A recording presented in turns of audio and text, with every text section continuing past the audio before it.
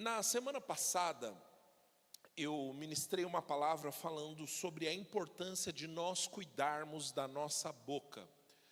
Eu lembro que eu citei a musiquinha que nós cantávamos na infância. Cuidado, boquinha ao que fala, o Salvador dos céus está olhando para você. Cuidado, boquinha ao que fala. E nós falamos sobre isso. O Senhor Jesus, Ele disse em Mateus 12, que eu e você prestaremos conta de cada palavra inútil que saiu da nossa boca, que sai da nossa boca, né? Vamos ler Mateus 12, 36, Lucas, por favor. Mas eu digo que no dia do juízo, os homens darão conta de toda palavra inútil que tiverem falado. Versículo 37. Pois por suas palavras vocês serão absolvidos e por suas palavras serão condenados. Então, olha a responsabilidade de vigiarmos sobre aquilo que sai da nossa boca. Ainda na terça passada eu falei também, citei o texto lá de Tiago, onde o Senhor, através do apóstolo Tiago, diz o seguinte, que não é bom que da mesma fonte, ou seja, da nossa boca, ele fala, com a mesma, vamos ler que é melhor, né? Tiago 3, versículo 10. Tiago 3, versículo 10. Da mesma boca procedem bênção e maldição, meus irmãos. Isso não está certo. Próximo. Acaso pode brotar da mesma fonte água doce e água amarga? Então nós falamos sobre isso, sobre você tomar cuidado para sua boca não se tornar uma fonte de água amarga. E não é sobre isso que nós vamos ministrar, mas é uma boa mensagem. Se você quiser, vai lá no nosso canal do YouTube, assista mais uma vez. Se você não assistiu, assista a primeira vez. Se assistiu, assista mais uma vez. Amém. Deus é bom. Abra sua Bíblia em Efésios 4, versículo 29. Efésios 4, versículo 29. O texto diz assim: nenhuma palavra torpe saia da boca de vocês. Isso é a mesma coisa. Palavra torpe é uma palavra que não deveria ser dita. Eu sei que se você foi educado na igreja, a maneira que seus pais, assim como os meus, ou como minha mãe, me ensinou que crente não fala palavrão, nenhuma palavra torpe saia da sua boca. Eu sei que a gente vive tempos muito loucos, que hoje em dia a gente tem ministros, pastores e gente que se diz que entendeu o evangelho do reino, usando isso como liberdade para falar palavrão. Deixa eu dizer uma coisa que infelizmente a gente tem que lembrar. Crente não fala palavrão. Amém? Glória a Deus. Então, beleza. Nenhuma palavra torpe saia da boca de vocês. Só que aqui é como se fosse a terça passada. Beleza. Não fala errado, não fala negativo. Agora, o versículo continua, mas apenas o que for útil para edificar os outros. Então, não é só não falar errado, é falar certo. É falar aquilo que gera edificação. Amém? Conforme a necessidade, para que conceda graça aos que ouvem. As suas palavras podem conceder graça aos que ouvem. Então, a proposta dessa noite não é focar no deixar de falar errado. Isso nós fizemos na terça passada. A proposta dessa noite é entendermos como Deus pode redimir os nossos lábios, para que Ele use os nossos lábios para o louvor da sua glória. Esse é o tema da nossa noite, a redenção dos lábios. Pastor, o que significa redenção? A palavra redenção significa comprar de volta, ok? Então, aquilo que outrora era usado para um fim negativo, agora passa a ser usado para um fim positivo. Deixa eu perguntar, alguém tem uma nota de 10 ou 20 reais aí? Vem cá, Guga. Uma boa tática para pedir dízimos de oferta. Brincadeira, vou devolver. Podia ter pedido de 100, né? Vacilei. Boa. Queridos,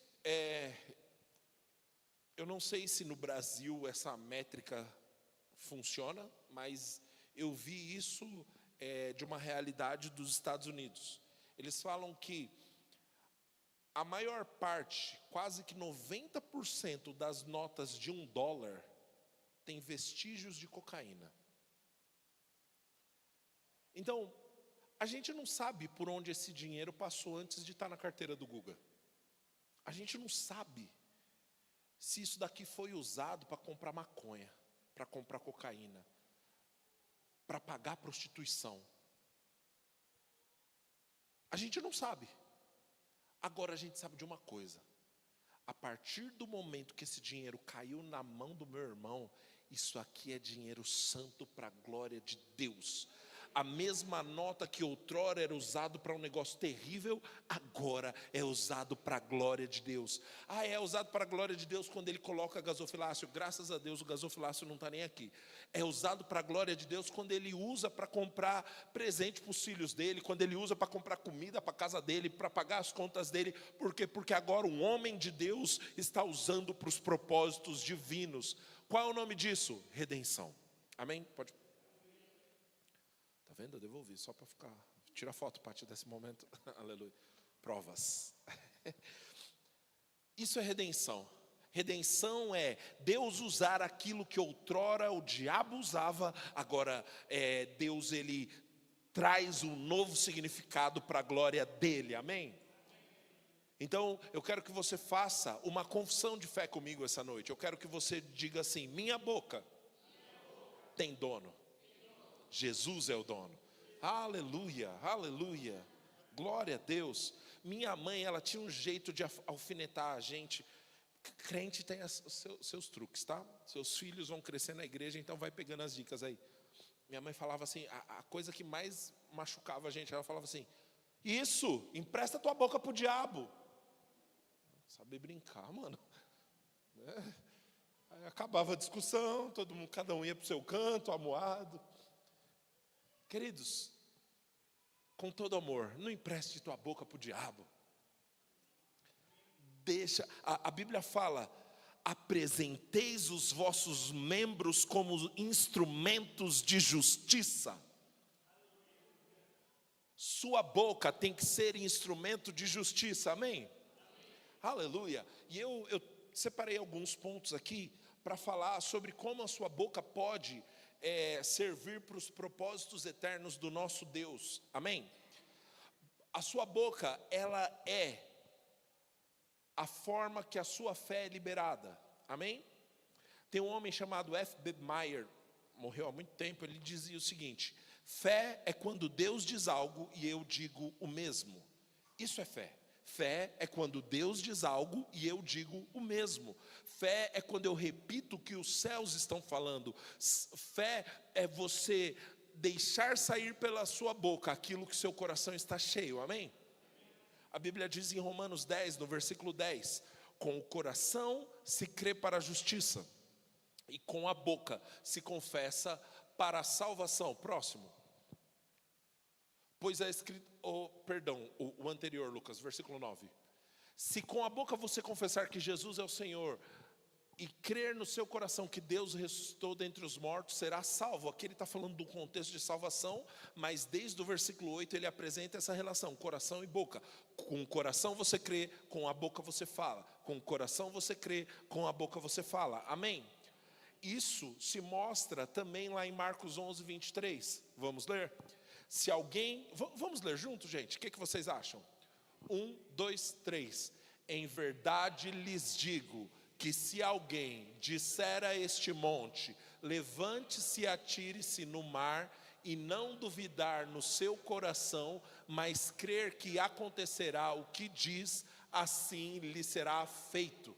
Olha que coisa maravilhosa. Se alguém disser ao monte, não é se alguém crer que o monte vai para o mar. Amém? Então, nós aprendemos que o que move montanhas não é a fé, são as palavras da fé. Eu creio no coração, mas se não sai pela minha boca, a montanha fica no mesmo lugar. Amém? Eu preciso crer e confessar. Se disser a esse monte: ergue-te e lança-te no mar, mas não duvidar no seu coração e crer que se fará o que diz, assim será. Sua boca precisa ser um instrumento de fé, ser um instrumento daquilo que você está construindo, daquilo que Deus está construindo na sua vida. Sabe, o irmão Reagan tem uma frase maravilhosa, nem lembro qual livro que é, mas ele fala o seguinte: ele fala sobre aquilo que ele não fala. Vou explicar. A frase é mais ou menos assim. Ele diz: eu nunca falo sobre fracasso, porque eu não creio no fracasso. Eu nunca falo sobre derrota, porque eu não creio em derrota. Querido, fala sobre o que você crê. Aleluia. A sua boca é o melhor instrumento para liberar a sua fé. Amém? E eu posso te dizer, a Bíblia diz lá em Mateus 12, que a boca fala do que o coração está cheio. Eu falei isso na terça passada. Uma das maneiras de você encher o seu coração também é falando. O irmão Charles Capps diz isso, ele diz o seguinte: a maneira mais rápida de você pegar a palavra e colocar dentro do seu coração é quando você ouve a palavra através dos seus próprios lábios. Isso é uma dica preciosa, querido, porque o Duduca pode falar palavras de bênção para a minha vida, e eu vou receber, e em certa medida, poxa, ele é meu amigo, eu amo, e legal, vai fazer sentido para mim. Mas meu irmão, quando sou eu falando as palavras de Deus sobre a minha própria vida, querido, isso cai no meu coração de uma maneira diferente. É por isso que você precisa se permitir, você precisa permitir com que seus ouvidos ouçam as palavras de Deus através da sua própria boca. Eu lembro que há anos atrás eu tinha uma camiseta que estava escrito em inglês: seja seu próprio herói. Eu quero adaptar a frase da minha antiga camiseta para o seguinte: seja seu próprio profeta. Seja você que vai falar vida sobre a sua vida. Seja você que vai falar bênção sobre a sua própria casa. Seja você que vai falar sobre os milagres de Deus sobre a sua própria vida. É assim que nós mudamos realidades, amém? Sua boca, ela é o instrumento para construir a fé, para remover montanhas e para mudar realidades, amém? Glória a Deus. Efésios 6, no versículo 17, Efésios 6, versículo 17, o texto diz assim: tomem o capacete da salvação. Só um minuto, gente. Aleluia. Lucas, coloca por favor no início da armadura de Deus aí. Deixa eu voltar para a minha anotação. Foi? Por isso vistam-se de toda a armadura de Deus, para que possam resistir no dia mau e permanecer inabaláveis depois de terem feito tudo. Assim permaneçam firmes. Aí ele diz: cingindo-se com o cinto da verdade, vestindo-se com a couraça da justiça, tendo os pés calçados com a prontidão do evangelho da paz. Além disso, é essa parte que eu queria chegar. Usem o escudo da fé, com o qual vocês poderão apagar todas as setas inflamadas do maligno. Deixa esse versículo aqui por enquanto. Olha só, na terça passada ou no domingo, não lembro, eu falei sobre isso. De fato, o texto ele fala setas inflamadas do maligno. O que são isso? São flechas. Era um instrumento bélico, né? Era um armamento que era utilizado nas guerras daquela época, que era o seguinte: onde a flecha pegava, ela machucava, ok? Agora, uma flecha inflamada, ela tinha na sua ponta uma estopa embedada em algum material combustível, e ela ia pegando fogo. Para quê? Porque onde ela pegasse, além de machucar, ela gerava um incêndio. E aí o texto diz que o inimigo, o diabo, tem flechas inflamadas. É por isso que às vezes chega na sua cabeça alguns pensamentos que, além de machucar, fazem um incêndio. Alguém sabe do que eu estou falando aqui? Existem pensamentos que vêm, e o nosso problema muitas vezes é que a gente é inocente. A gente acha que o diabo, ele vai falar na nossa cabeça mais ou menos assim: você é um derrotado. Se eu ouço isso, eu é o diabo, lógico que eu não vou ouvir. Tá maluco, Deus, misericórdia essa voz aí, Deus que me livre. O diabo, ele é inteligente o suficiente para falar em primeira pessoa, com a sua voz, com o seu sotaque, para você achar que é você mesmo que chegou a essa conclusão. E aí você não vai falar, é o diabo. Não, você fala, é eu que pensei, eu que decidi. Mas muitas vezes são pensamentos vindos do inferno, ditos em primeira pessoa, para você achar que o pensamento é teu. Qual é o nome disso? Setas inflamadas. Como que vence isso? O texto diz, usem o escudo da fé. Glória a Deus. O irmão Rick Renner é um autor que gosta muito de falar sobre o grego. Ele fala que essa palavra aqui, usada para escudo, se referia a um escudo bem grande, que inclusive naquela época tinha um dito que as mães que mandavam seus filhos para a guerra, elas diziam, leve o seu escudo, senão você virá no escudo de alguém. O que isso quer dizer? Os escudos eram tão grandes que eles poderiam ser usados como maca para transportar uma pessoa. Então, era um escudo muito grande que tinha a ideia de cobrir tudo. Obviamente, o termo mais apropriado para a nossa época não seria um escudo, seria mais um sistema antimíssil. Você já viu o sistema antimíssil? Está tendo as guerras aí, um país lança míssil daqui, o outro lança míssil de cá, e o míssil de cá é teleguiado, ele procura a ameaça, anula a ameaça antes dela chegar. Querido, isso é o escudo da fé. Você se protege, você cria uma redoma de proteção ao seu redor, a partir daquilo que você fala a palavra de Deus, e aí quando vem setas inflamadas do maligno, querido, nesse território você está protegido, porque o escudo da fé te protege 360 graus, amém? É por isso que quando você fala as palavras da fé, elas têm o poder de anular as setas inflamadas do maligno. Sabe qual é a melhor maneira de proteger a sua mente? Falando o que Deus fala ao seu respeito. Quando vier um pensamento negativo sobre a sua família, sobre algum contexto da sua casa, fala o que a Bíblia diz, meu irmão. Fica com o que a palavra de Deus diz. A palavra de Deus diz que aquilo que Deus uniu, o homem não deve separar. A Bíblia diz que nós podemos ter famílias abençoadas no Senhor. A Bíblia diz que Deus pode cuidar de todas as áreas da nossa vida. Então fala o que a Bíblia fala. Isso serve de proteção para nós, amém? Aleluia. Agora, ele continua, né? Então, as setas inflamadas do maligno, beleza. Usem o capacete da salvação e a espada do Espírito. O que é a espada do Espírito? É a palavra de Deus. Amém? A palavra de Deus só se torna espada do Espírito quando ela sai da tua boca. A palavra de Deus só é a espada do Espírito quando ela é falada.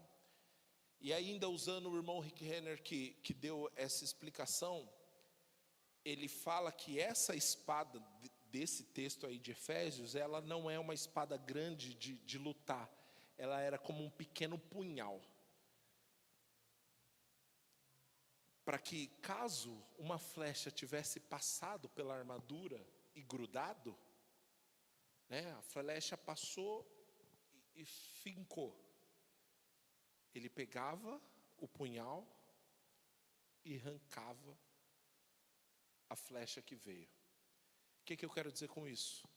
Infelizmente, alguns pensamentos chegaram até a sua cabeça e ficaram. Pega a palavra de Deus e arranca um por um dos pensamentos que não vêm de Deus. Você pode fazer isso pela palavra de Deus, amém? A palavra de Deus em seus lábios é a espada do Espírito. Fala a palavra, meu irmão. Essa é a arma que Deus deu para você. Curiosamente, eu não tinha pensado nisso até agora, mas tem um texto que eu acho que está em 2 Coríntios 10, versículo 4. Se não for 2 Coríntios, é a primeira, vamos tentar segunda. É isso, segunda. Olha só, as armas com as quais lutamos não são deste mundo, mas são poderosas para quê? Para destruir fortalezas. Próximo. Destruímos argumentos e toda a altivez que se levanta contra o conhecimento de Deus. E levamos cativo todo pensamento à obediência de Cristo. Olha só, todo o contexto aqui ele está falando sobre pensamentos. Tanto a parte que está escrito pensamento, quando ele fala sobre argumentos e altivez. Em algumas versões ele vai trazer sofismas. Vê a revista atualizada, por favor, para ver se vem assim.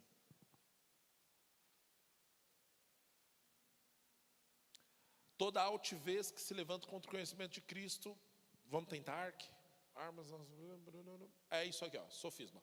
Então, olha só, porque as armas da nossa milícia não são carnais, mas poderosas em Deus para destruir fortalezas, anulando nós sofismas. O que são sofismas? Sofismas são pensamentos falaciosos, pensamentos mentirosos que chegam na sua cabeça, raciocínios falaciosos que chegam até você. Você tem armas que não são naturais, mas são poderosas em Deus, que te dão a capacidade de anular raciocínios mentirosos que chegaram até a sua cabeça. Quer saber uma das mais importantes armas? A sua boca.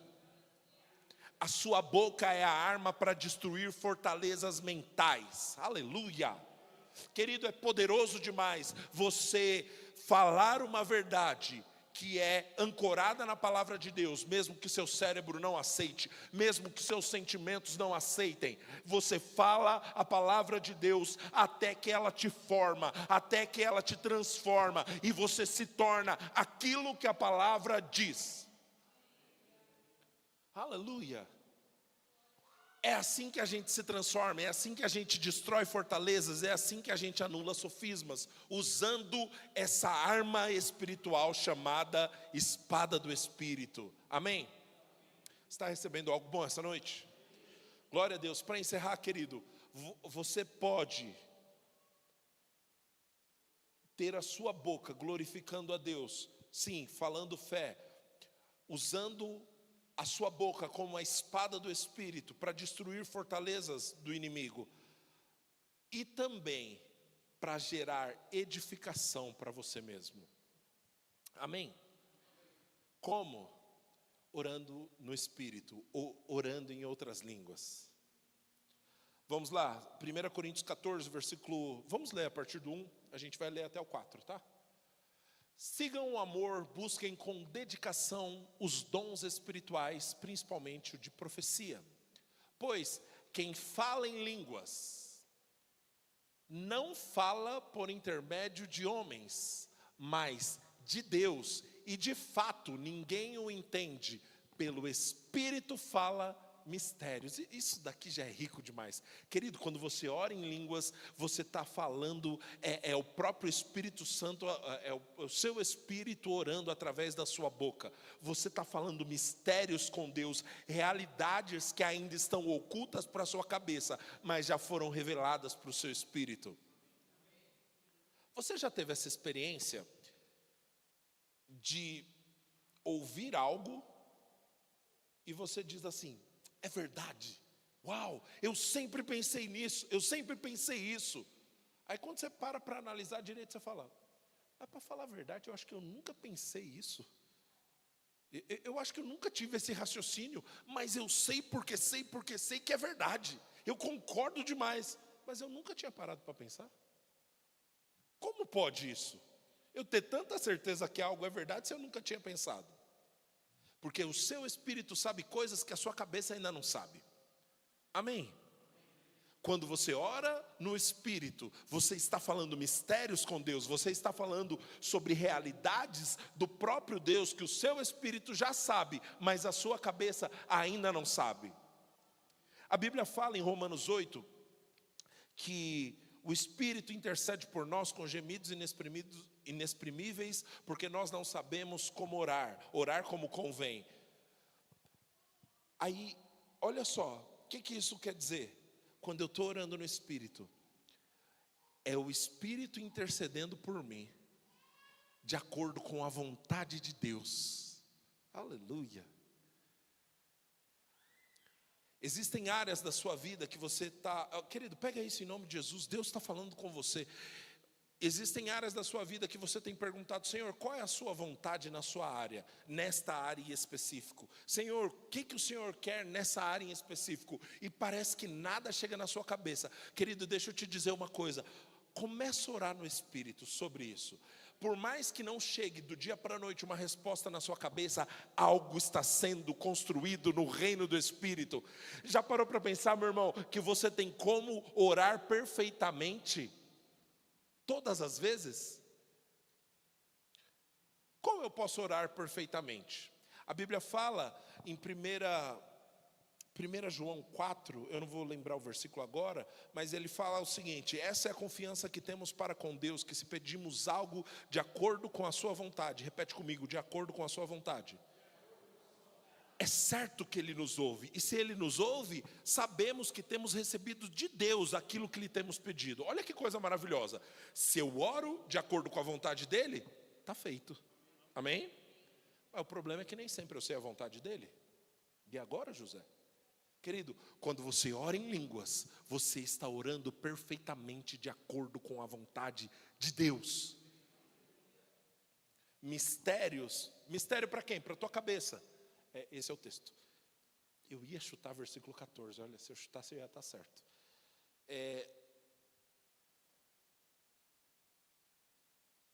Mistérios para a sua mente, mas para o seu espírito, realidades estabelecidas. E aí quando você está orando em línguas, você está orando perfeitamente, de acordo com a vontade do Senhor. Aleluia, vamos voltar para 1 Coríntios 14, nós estamos lendo o versículo 2. Pois quem fala em línguas não fala por intermédio de homens, mas de Deus. De fato, ninguém o entende, e pelo Espírito fala mistérios. Próximo. Mas o que profetiza faz para edificação, encorajamento, consolação dos homens. Quem fala em línguas edifica a si mesmo. Quem profetiza edifica a igreja. Vamos pausar aí. Isso daqui já era motivo, querido, para você, enquanto tivesse acordado, estar orando em línguas. E é triste, porque algumas pessoas usam o texto de 2 Coríntios 14, para justificar o porquê na cabeça delas não é importante orar em línguas.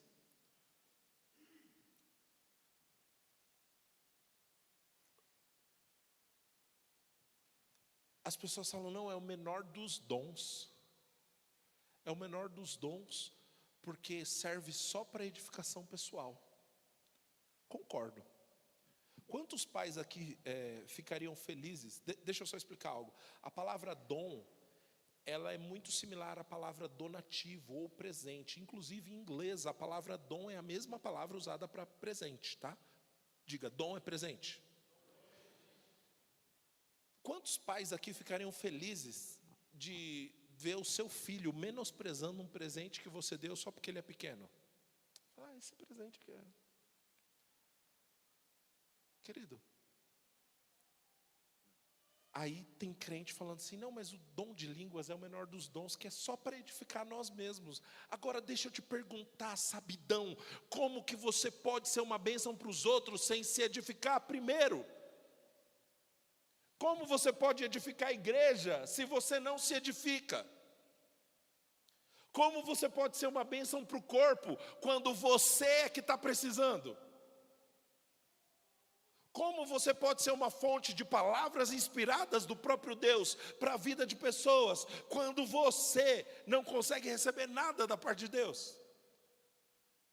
Agora, perceba a sabedoria e inteligência maravilhosa do nosso Senhor, porque todos os dons devem ser para um fim proveitoso, e é Deus que decide quando o dom flui. todos. Toda a lista de Coríntios 14, 1 Coríntios 14, 1 Coríntios 12, toda a lista dos dons, dos 9 dons do Espírito, todos eles são dados de acordo com a vontade do Espírito. Eu não posso escolher quando o dom de cura flui através de mim. Eu posso orar por cura todas as vezes e crer que as pessoas serão curadas todas as vezes. Agora, o dom entrar em manifestação é outra parada. E não tenho tempo suficiente para explicar sobre isso, sobre a diferença da cura por fé e a cura pelo dom. Mas diga, não sou eu, é o Espírito que decide. Então não é você que decide quando o dom vai entrar em operação, é o Espírito de Deus. Agora, a oração em línguas, Deus deixou a chave na nossa mão. Você pode orar quanto você quiser. E se você quiser mais, ora mais, não tem limite. Você pode se edificar o tempo todo, todo dia, toda hora, sem cessar. Rei, se edificar, querido, para ser uma bênção para o corpo. Essa é uma excelente maneira de você deixar de falar besteira. Porque quando não tem que falar, olha que coisa maravilhosa. Sabe fila de banco? Quantos tiveram... Bom, as próximas gerações são tão abençoadas que eles não vão precisar ir para o banco. Oh, que vitória, meu irmão. Querido, quem está na fila do banco não se contenta em reclamar sozinho. Ele precisa, o abençoado vira para trás e fala, na hora do almoço deixa um caixa só. Quantos aqui sabem do que eu estou falando? Se você já foi caixa de banco, um dia me explica por que sai para almoçar. Amém. Mas tem que reclamar com todo mundo, e aquilo vai gerando uma atmosfera pavorosa. Que bênção, se a pessoa na fila do caixa vira para reclamar com você, e você responde, o cara vai falar, pode passar na frente, moço. Querido, é uma estratégia excelente para você cuidar daquilo que sai da sua boca. E olha só, enquanto você está fazendo isso, você está orando mistérios com Deus. Enquanto você está fazendo isso, você está sendo edificado. A Bíblia diz que quem ora em línguas edifica-se a si mesmo. Em 1 Pedro, a Bíblia fala que a nossa fé santíssima... Agora eu não sei se é 1 Pedro. Que a nossa fé santíssima... Okay. Judas 1, né? Judas só tem um capítulo. Judas. A nossa fé santíssima é edificada quando oramos no Espírito. É versículo 20, né? Vamos ler? Tá aí. Quanto a vocês, amados, edifiquem-se na santíssima fé de vocês, na santíssima fé que vocês têm. Como? Orando no Espírito. O que isso quer dizer? Quanto mais você ora em línguas, mais a sua fé funciona. Oh, aleluia! Quanto mais você ora no Espírito, mais as suas palavras se tornam efetivas. Ore em línguas. Amém? Glória a Deus. Você recebeu algo bom essa noite? Permita orar por você.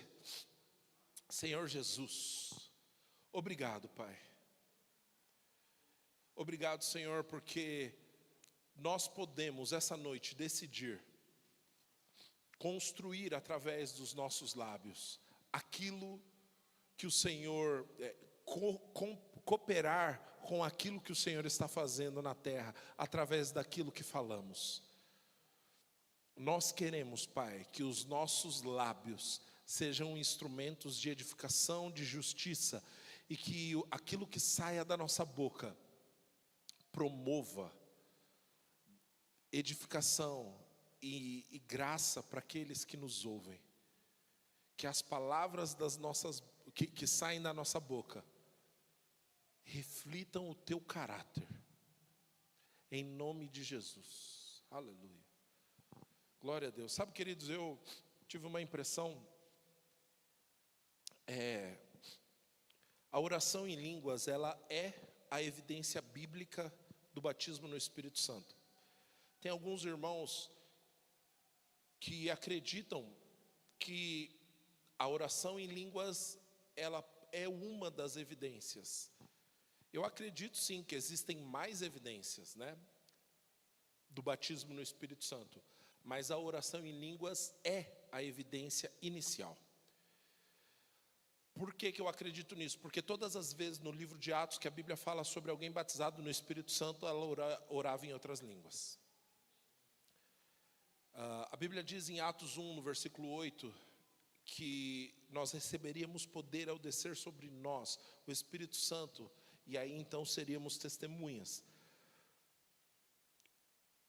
O batismo no Espírito Santo é o revestimento de poder do próprio Deus sobre nós. É você andar numa nova atmosfera de poder. E isso está disponível para nós. E a evidência desse batismo é a oração no Espírito.